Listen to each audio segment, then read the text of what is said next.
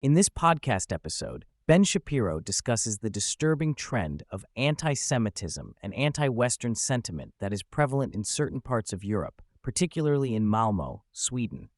He highlights a recent protest in Malmo where thousands of people gathered to protest against an Israeli singer participating in the Eurovision contest. The protest, which included Greta Thunberg, took a dark turn as participants chanted slogans in support of Hamas and against Israel. Shapiro points out that Greta Thunberg, who was once hailed as a moral exemplar for her environmental activism, has now shown her true colors by aligning herself with anti-Western radicalism and socialism. He criticizes her for participating in a protest that supports terrorism and anti-Semitism, highlighting the dangerous ideology that is being promoted by such movements. The podcast delves into the larger issue of the army of losers, a coalition of individuals who are discontent with the Western system and seek to tear it down. Shapiro argues that these individuals, who often come from privileged backgrounds, are drawn to radical ideologies that demonize success and promote victimhood.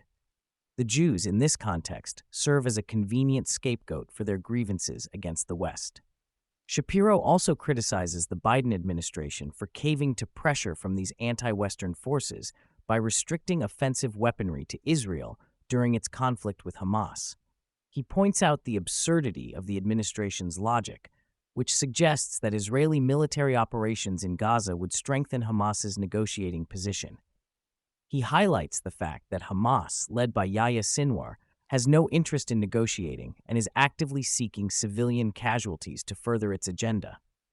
Shapiro points out the absurdity of John Kirby, a spokesperson for the State Department, calling for moral courage from Hamas in negotiations with Israel.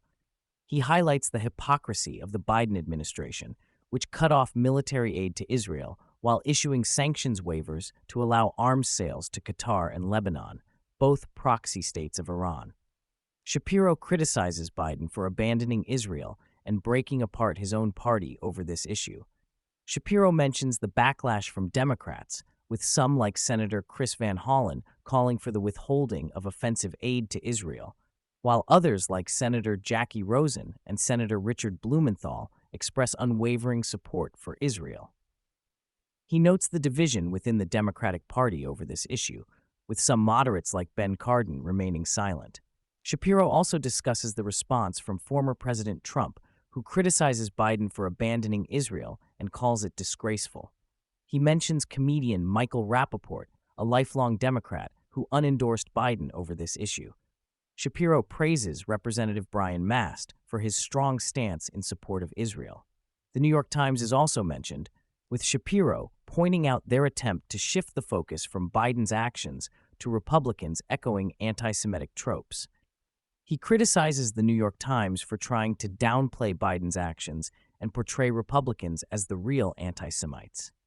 Shapiro then shifts the focus to Joe Biden's re-election campaign, highlighting the challenges the president is facing. He mentions that recent polls show Donald Trump leading nationally and in swing states. Shapiro criticizes Biden for lying about the economy, particularly regarding inflation rates. He points out that Biden's solution to the economic challenges is to spend more money, even though a significant portion of the allocated funds has not been spent yet.